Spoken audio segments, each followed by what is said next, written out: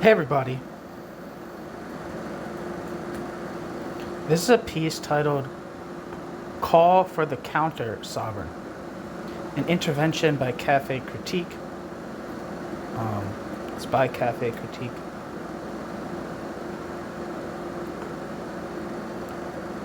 So here we go. The worst legacies of the labor movement are those forms of thought in which bourgeois society's illusory ideas about bourgeois society itself were amalgamated with dull anti-bourgeois resentments, instead of being subjected to criticism as a perverted world consciousness in an inverted world. Quote, the law, like embers in a crater, now breaks through with force, end quote, sang social democrats of all stripes, including the Bolsheviks, instead of recognizing the equal rights of free subjects as a legal form in which social unfreedom and inequality asserted themselves in the capitalist relationship. Instead of denouncing the socialization form, quote, people, end quote, as an insult to the idea of humanity united in free association, ew, the workers' movement called the, quote, peoples, end quote, to the, quote, last stand, end quote, and wanted to, quote, fight for human rights, end quote, as an international, which you could only imagine as the sum of national compulsory associations, as if the Declaration of Human Rights of 1789, in which the right to property is declared a, quote, sacred, end quote, right, did not define the very conditions of operation of that very bourgeois society which, as the, quote, Internationale quite rightly states, quote, forces the workers to starve, end quote, and has turned them into nothingness. Into, quote, nothingness. Footnote. The threat of starvation has diminished in today's metropolises, but has by no means disappeared, as the recurring debate about whether the unemployed who are unwilling to work should not simply have their benefits withdrawn shows. What can happen to someone who cannot meet the demands of the job market, or who no longer has the opportunity to do so due to lack of demand, is brought home to us daily by the sight of ragged figures who have to eke out a living as beggars in the freezing cold. Today, more than ever, it is true that individuals are dragged along as appendages of the process of exploitation, over which they have no control. Whatever their remuneration, they always remain, quote, trapped in the state of the still unhistorical creature, who, for better or worse, lives from hand to mouth, end quote. They are always, quote, denied the appropriation of the social productive forces created by work, which for the first time in history free people from having to devote all their energy to the preservation of their physical being, and thus open up historical possibilities for them, possibilities which can be freely decided upon, end quote. Wolfgang Port, Theory of Use Value, on the transience of the historical preconditions under which capital alone establishes use value, published in 2001. This was the aim of the phrase, quote, nothing.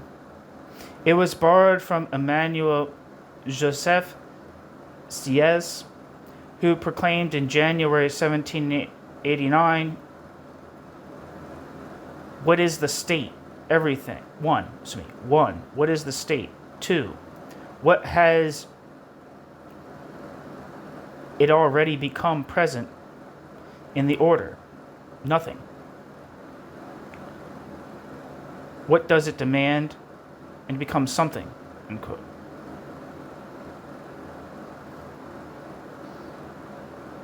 It usually says what the third is. It's usually, when I've heard that, it's always said, what is the third estate? Everything. What has the third estate become present in political order? Nothing. I don't know.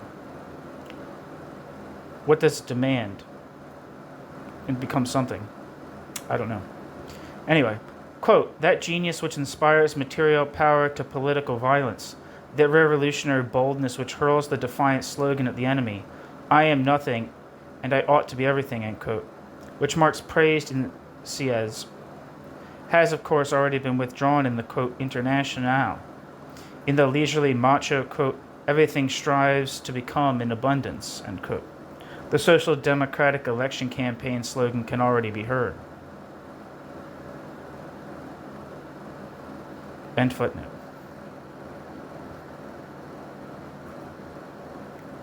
Since the socialists dutifully placed Marx on a pedestal, but otherwise studiously ignored Marx, and precisely for this reason had no concept of the state or bourgeois society, they could understand exploitation in the sense of bourgeois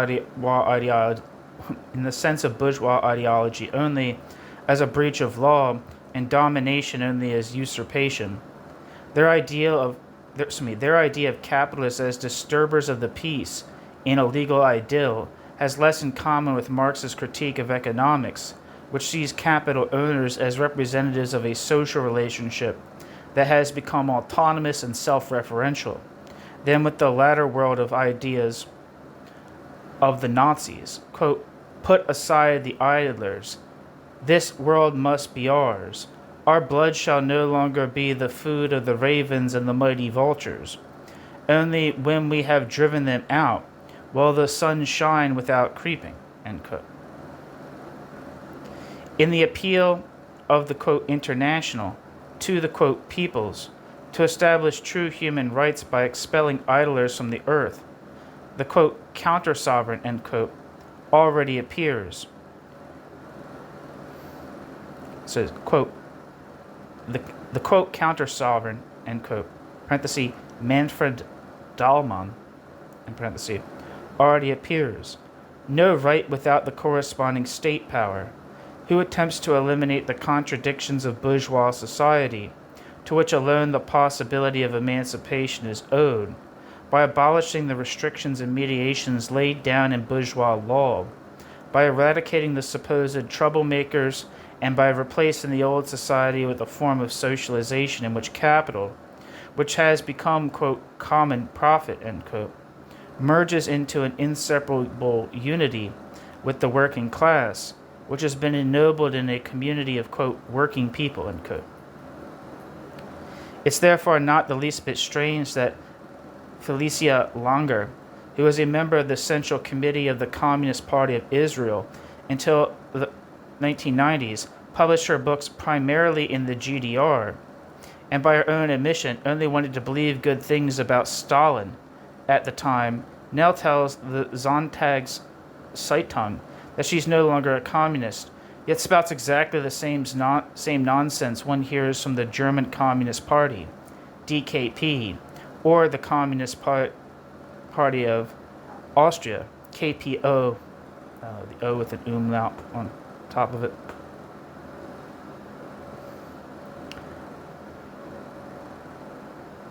Let me look up this person.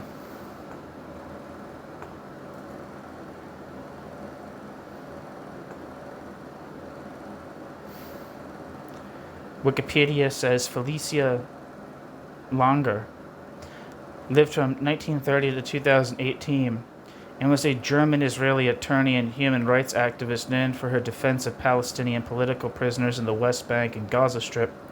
Felicia Langer authored several books alleging human rights violations on the part of Israeli authorities.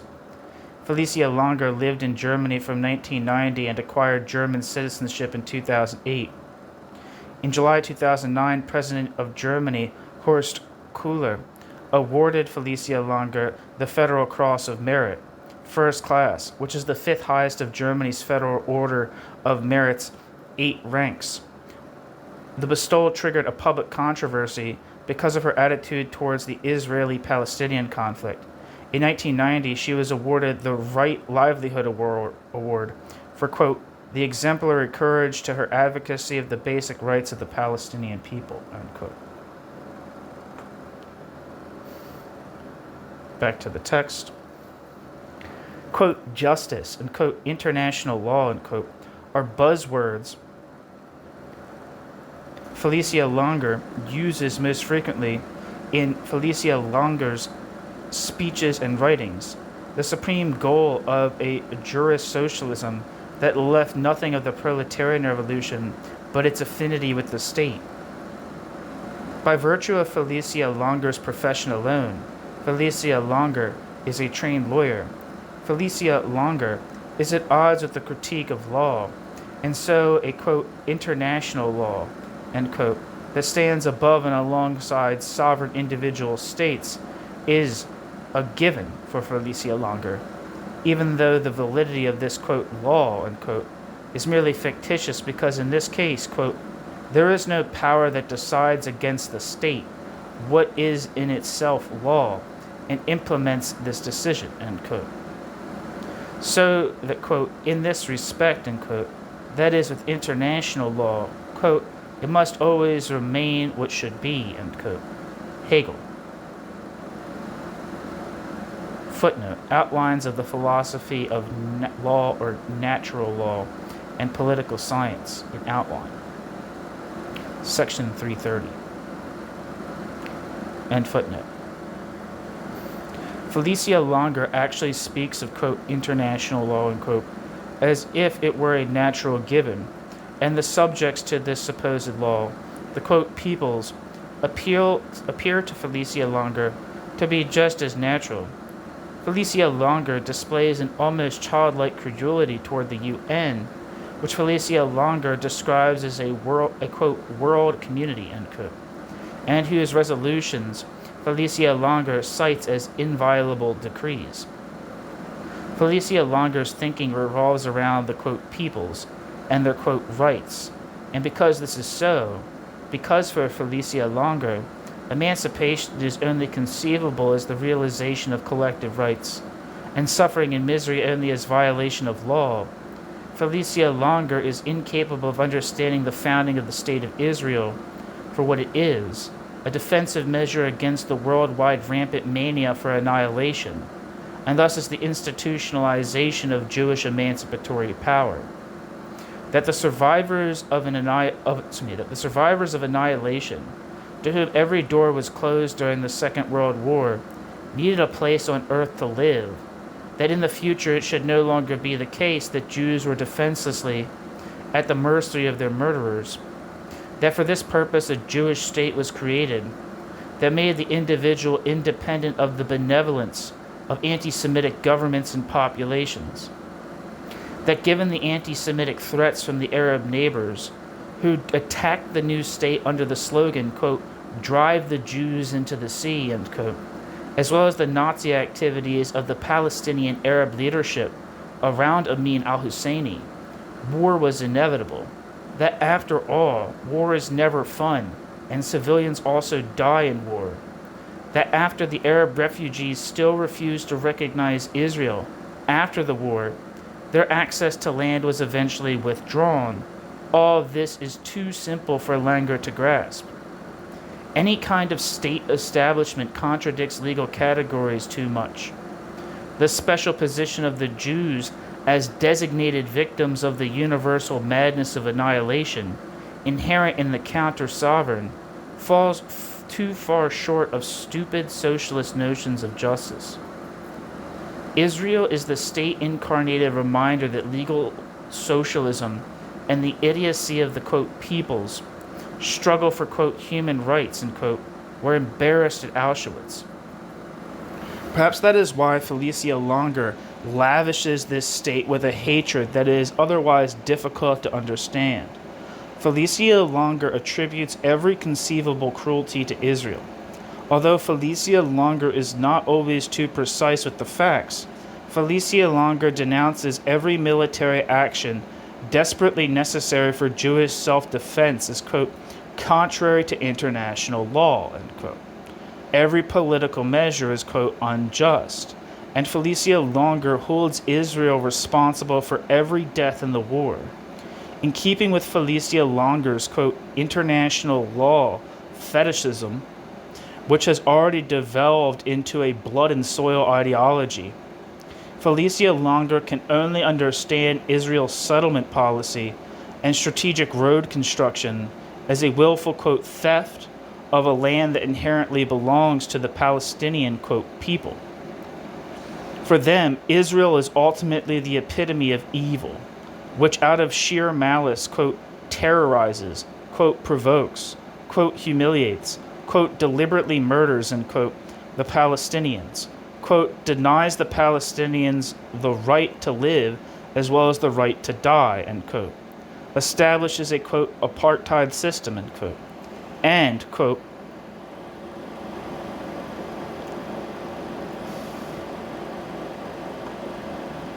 prevents peaceful coexistence, end quote.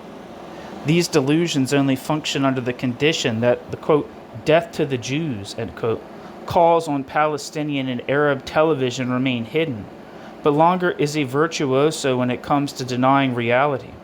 For example, Felicia Longer claims, for example, it was untrue that Hamas recognized Israel after the deal with Fatah in Mecca in February of this year. In fact, Hamas declared at the time, quote, there is nothing that calls itself Israel, neither in reality nor in the imagination, end quote.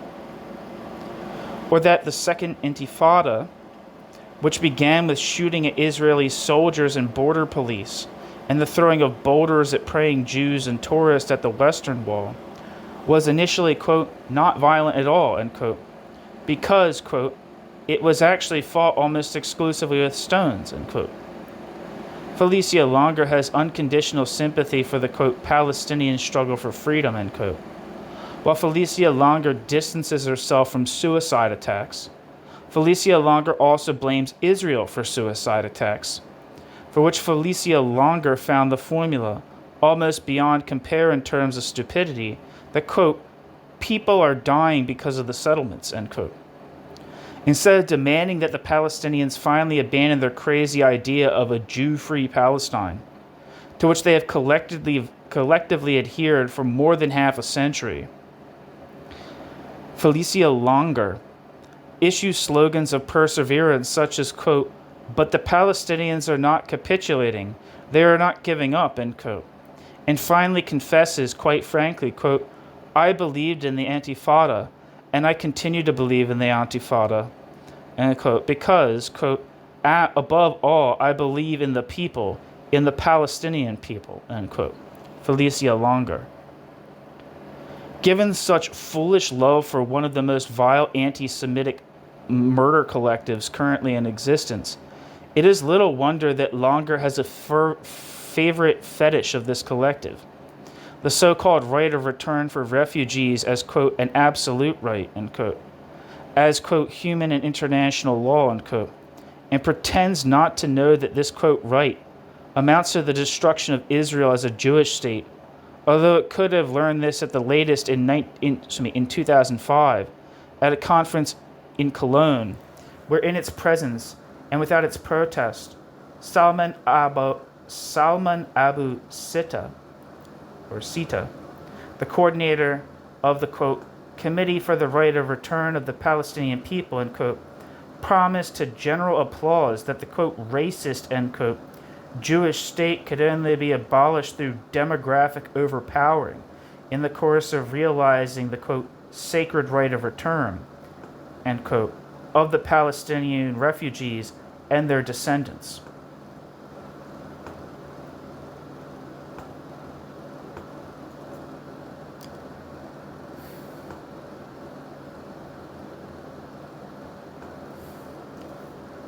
Wikipedia says Salman Abu Sita, is a Palestinian researcher.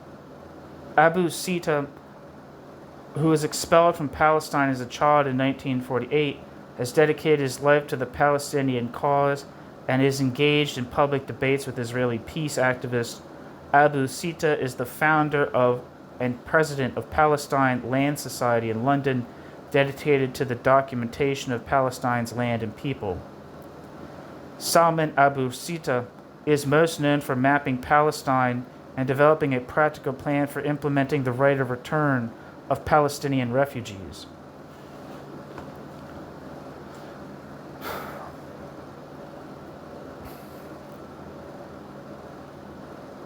Back to the text. The fact that Felicia Longer's, quote, absolute and, quote, human and international law must remain at its absolute limit, and that the Intifada has not yet triumphed, is naturally frustrating in the long run. Quote, how could Israel pursue such criminal policies with impunity for 40 years, disregarding numerous UN resolutions, yet the international community remains silent, end quote, is the big question Felicia Longer struggles with. Because global counter-sovereignty is still in its infancy, because the U.S. vetoes condemnations of Israel in the UN Security Council and backs them up with its military, Longer complains to George W. Bush, quote, Israel can ignore international law just as you do. The international law that the international community so desperately needs and that you trample on, end quote. Felicia Longer. Therefore, Felicia Longer appeals to European states to, quote, intervene and, quote, put pressure on Israel, end quote. Germany in particular. The democratized Volksgemeinschaft state in which Felicia Longer has lived since 1990, and according to Felicia Longer's own statement, has, quote, found many very good friends, end quote. Probably people who begin each of their anti-Semitic sentences with, quote, my best friend is Jewish, end quote, should free itself from the, quote, anti-Semitism cudgel, end quote. With this cudgel, Israel, quote, blackmails Israel's critics. Quote, Israel is abusing history, our tragedy, the Holocaust, to nip any condemnation of Israeli actions in the bud and to defame them as anti-Semitism. All this in order to be able to continue the oppression of the Palestinians unhindered, end quote. Felicia Longer. In truth, it is not Israel that is abusing the memory of the Holocaust when, aware of the catastrophe, it defends itself against its neighbors' intentions of annihilation and ignores hostile UN resolutions. Rather, it is Felicia Longer who is doing so when following the lie that Israel oppresses the Palestinians for the sake of oppression. Felicia Longer adds the following, quote, I say this as a Holocaust survivor whose husband was imprisoned in 5 Nazi concentration camps, end quote. Felicia Longer. It is no wonder that such statements have made Felicia Longer popular with New German historians who, precisely because of Auschwitz, feel called upon once again to decide the life and death of Jews, and for whom a token Jew offering herself as a source of legitimacy is more than welcome. In this capacity, Felicia Longer has been touring Germany and Austria for years. From conference to conference, from demonstration to demonstration, Felicia Longer has already been awarded various prizes for this, including one from the Bruno Kreisky Foundation for Services to Human Rights, which probably fully shares Longer's social democratic legal idealism and her hostility towards Israel. What was the Bruno Kreisky controversy? Was there Nazis in his cabinet or something? He's a social democrat, but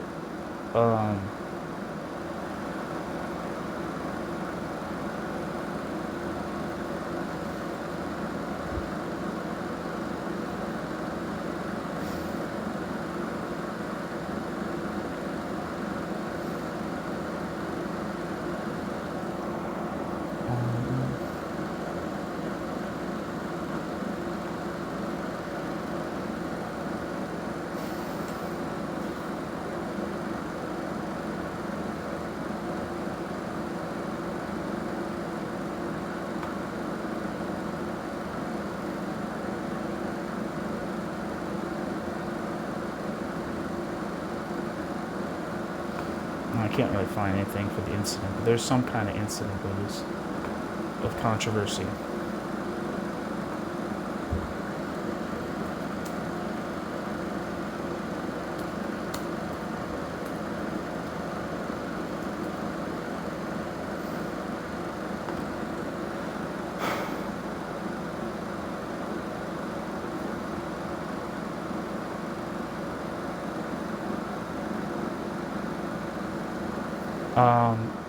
What I was referring to earlier was the Kreisky-Peter Wiesenthal affair.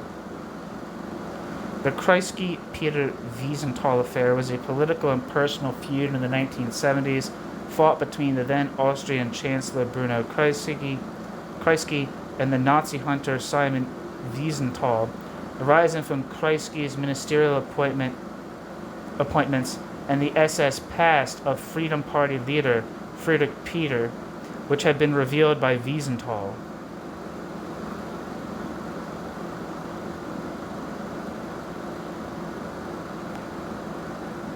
I'm just going to read the part that says Wiesenthal's accusations. And this is what he said. I'm not going to read this whole Wikipedia here, but it says Kreisky, a Jew, had been persecuted by the Gestapo because of his political beliefs and Jewish birth, and after that spent all of World War II in Sweden, formed his minority government. Kreisky, a Jew, who had been persecuted by the Gestapo because of his political beliefs and Jewish birth, and after that spent all of World War II in Sweden, formed Kreisky's minority government after a close victory in the 1970 election. Wiesenthal soon pointed out that 4 of his appointed ministers had a Nazi past: Erwin Frubauer, Josef Moser, Hans Uhlinger, and Otto Rausch. One of them, Minister for the Interior, Otto Rausch, was even known for neo-Nazi activities after the war. Kreisky publicly defended his appointments, claiming that because of his own past as refugee and political prisoner, Kreisky could very well forgive former Nazis if they were Democrats now. Wiesenthal replied that, quote, "The Nazis could live, the Nazis could die, but they should not govern us." End quote. In 1975, Wiesenthal showed his report to President Rudolf Kirchlegger, who urged Wiesenthal not to publish it before the election because the Austrian people would see this as a foreign interference in their democracy. Wiesenthal agreed. 4 days after the election, however, Wiesenthal revealed that he had found out about Peter's wartime years. His report showed that Peter had been an officer in the SS and served as Obersturmführer at Infantry Regiment 10 of the 1st SS Infantry Brigade. The unit was part of the Einsatzgruppen, which shot hundreds of thousands of Jews in Nazi-occupied Europe in 1941. Peter, who never denied having been a member of the SS, said that he didn't take part in any mass killings, claiming he was not on duty during the massacres.